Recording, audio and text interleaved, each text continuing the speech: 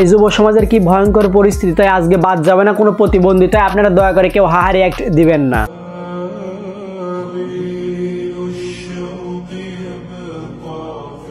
কাকু আপনাদেরকে বলছি এই ডাউনলোড প্রসেসিংটা একটু ভালো করে করবেন, না হলে দুনিয়াতে এসে এরকম তাফালিং শুরু করবেন, না হলে পরে বিপদ হয়ে যাবে।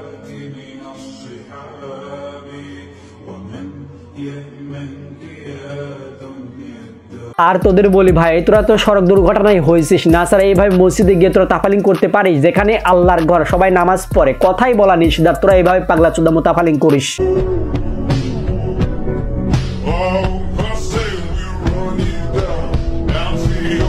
আমি তো অবাক হয়ে যাই এদের কর্মকাণ্ড দেখলে। টিকটকে ঢুকলে সকল ধরনের প্রতিবন্ধী দেখা যায়, কিন্তু এরা কোন জাত বা এরা কোন প্রতিবন্ধী যারা ইসলামটাকেও ছোট করে, মানে ইসলামকে নিয়ে ভিডিও করে, মানে দুনিয়াতে সকল ধরনের বিচার হলো যারা ইসলামকে নিয়ে ছোট করে, ইসলামকে নিয়ে যারা ভিডিও করে তাদের কোনো বিচার নাই কেন?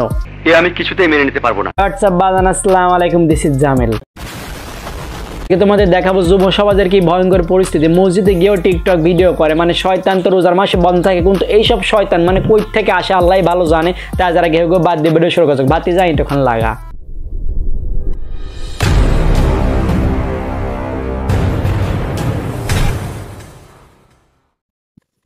Disclaimer: this video don't take it seriously, just for fun.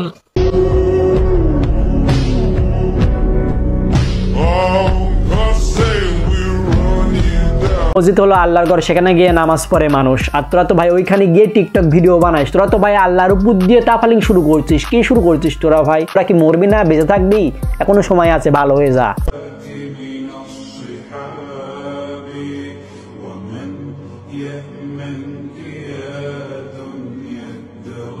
তোরা ভাই কেন মসজিদে যাস? তোদেরকে কে যাতে বলছে? আর মসজিদে গিয়ে এইভাবে কেন তাফালিং শুরু করছিস?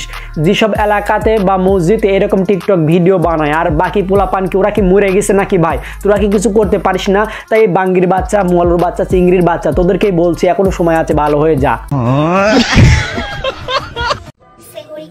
নামাজ পড়ে এখন আমি ফ্রি।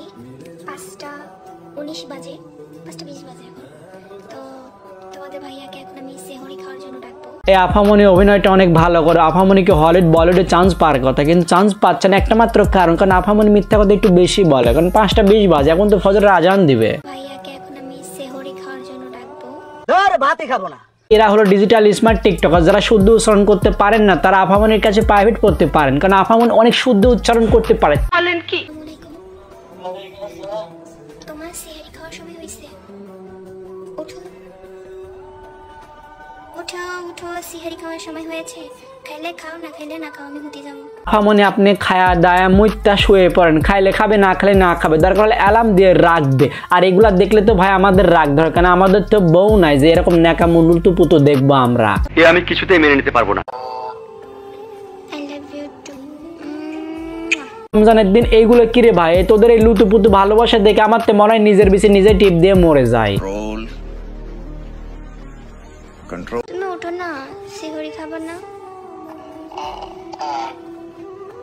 আফামনি গাঞ্জা খাইতে নাকি শুকিয়েছে আল্লাহ ভালো জানে। 5:20 বাজে, তখন আমাদের ভাইয়াকে মানে তোমাদের ভাইয়াকে চেহারি খাওয়ার জন্য ডাকছে। বলি কি আফামনি এই 5:20 তো আজানই দেয়, মানে 5টার সময় তো ফজরের আজানই দেয়, তাহলে খাবে কি? চেহারির পর নাকি আজানের পর নাকি গিলাইবে তোমাদের ভাই। আজকের ভিডিওটা এ পর্যন্তই। ভিডিওটা ভালো লাগলে লাইক, কমেন্ট, শেয়ার করবেন। চ্যানেলে নতুন হলে সাবস্ক্রাইব করবেন। কোনো পার নাই, চ্যানেলের নামটা মনে রাখবেন জামিল ভাই।